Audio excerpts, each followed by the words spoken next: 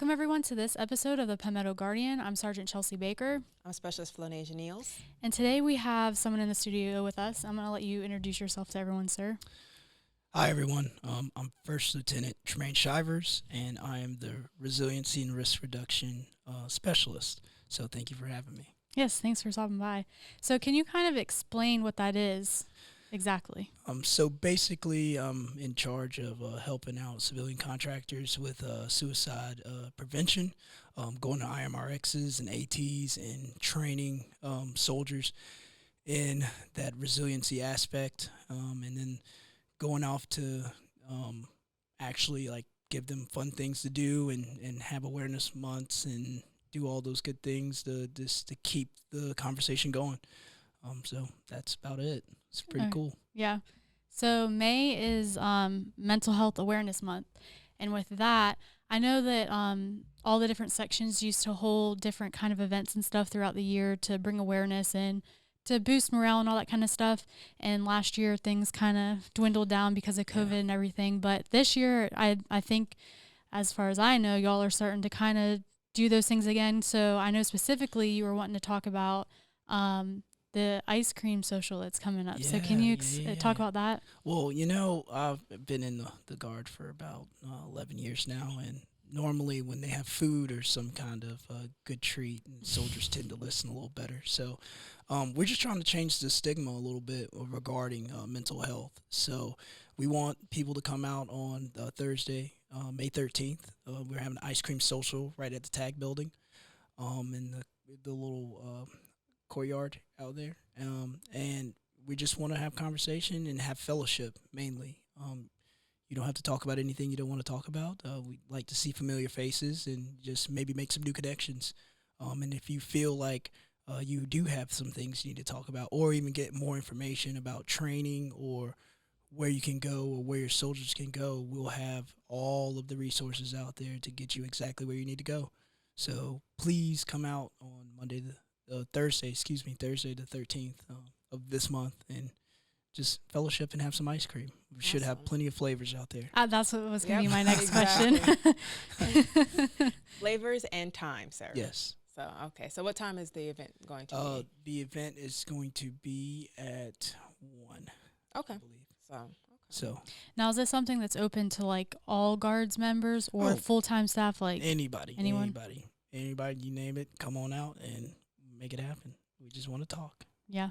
So for those who, because I mean, people who listen and watch this podcast, they might not be in the Columbia area or they might just be traditional end-day soldier.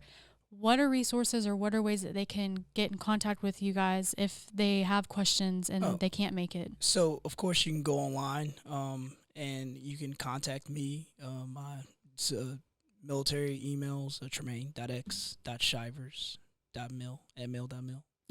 And I'll go ahead and give my phone number. You can call me any time of night. That's what our jobs are, help soldiers. That's 803-238-9628. And you call me, and I'll get you in touch with whoever you need to get in touch with. So, yeah. Okay. You have any? Nope, my mind is still on the ice cream. So I'm going to mark that in my calendar to make sure that I am there on that field, okay? So first in line. I heard that you want to have like the puppies thing too. Yes. I will definitely work on that. I'm telling you, I have some kennels out there that might want to bring their puppies out and let people.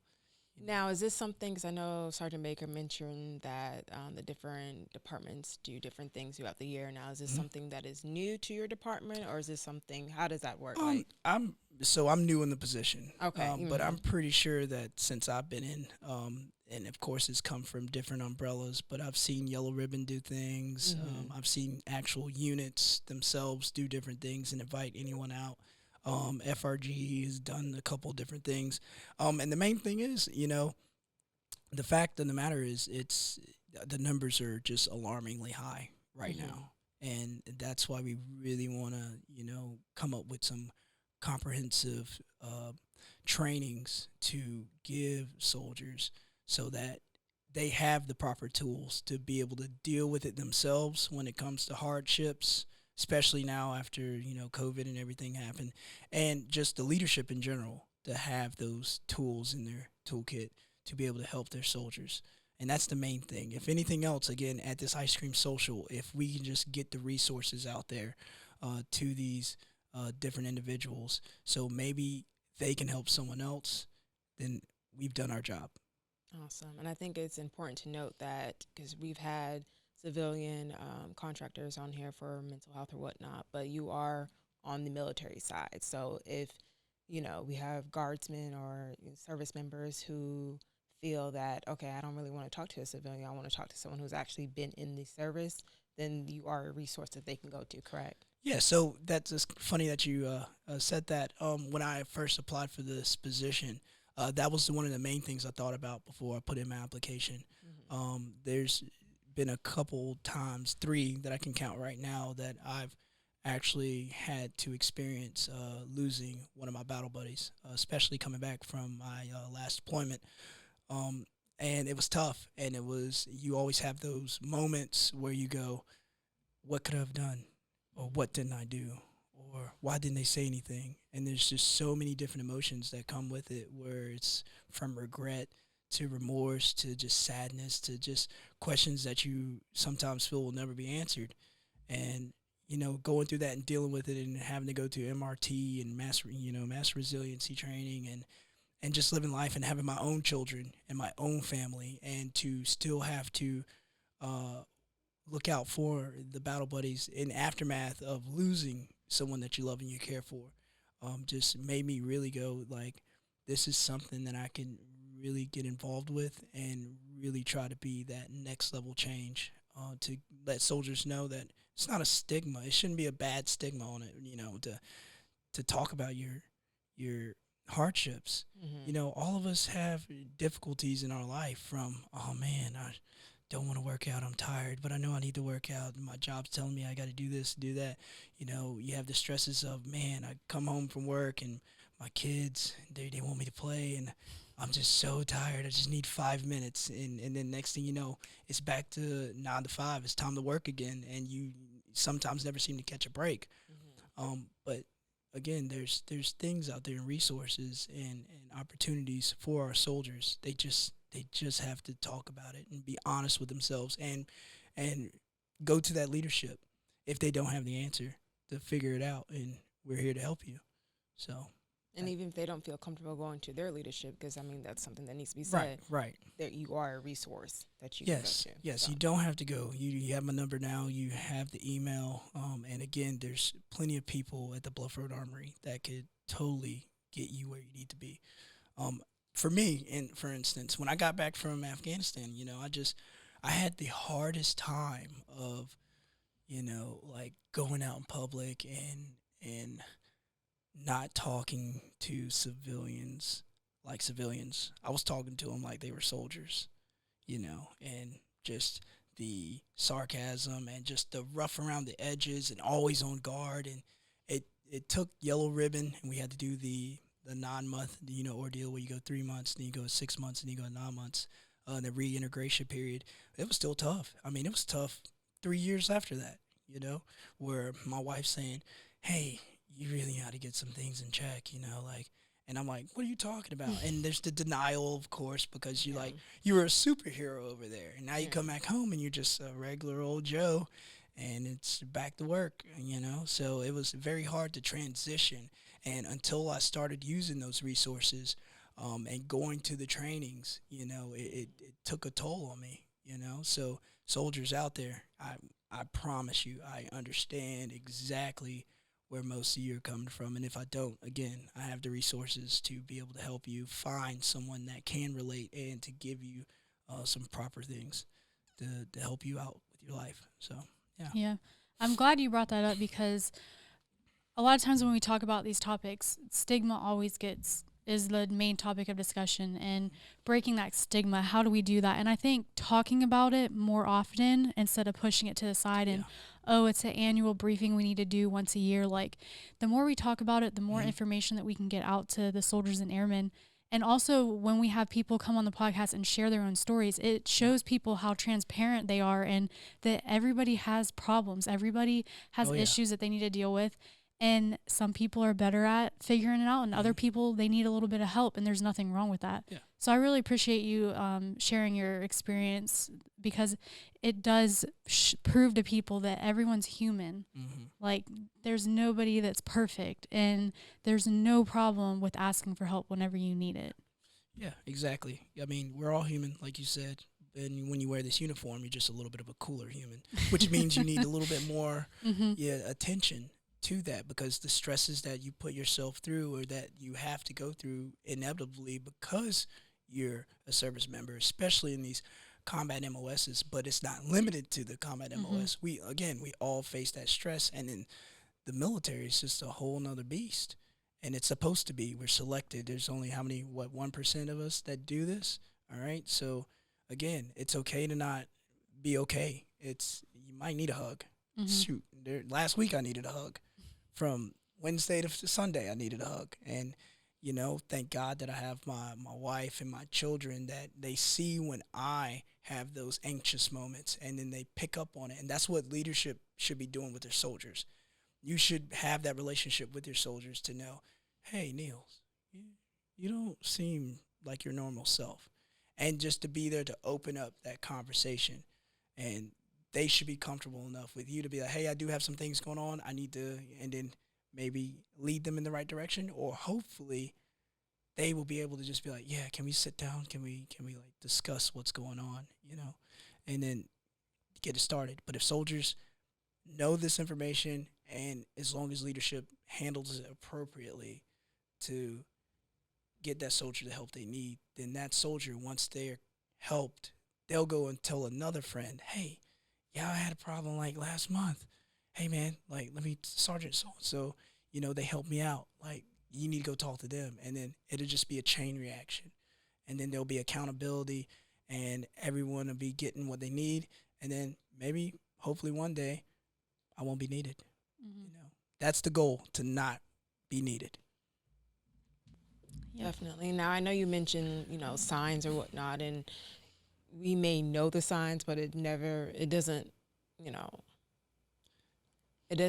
hurt to reiterate what those signs are. So right. Can you, give us some general signs to look out for? Yeah, for sure. So like, when, as the one looking for the signs for your soldiers, like if you see your soldier and you know that they're normally even keeled, they do what they're supposed to do, they just they handle their job, and then they go home and you never have any issues. And when you see that soldier, the mood starts changing, they start engaging in maybe high risk behaviors, like say they had a Toyota Corolla, and then they went out and they bought themselves a Ford Mustang, and it's souped up, and then you hear stories, they're talking to each other, and you hear stories of them getting on the highway and doing 100 miles an hour for no reason. That's high risk behavior. Why are you doing that? As a leader, you need to go, hey man, I heard that you was doing this. And then that's not one of those things where you like want to just rip them, maybe a little bit, because you need to do the speed limit.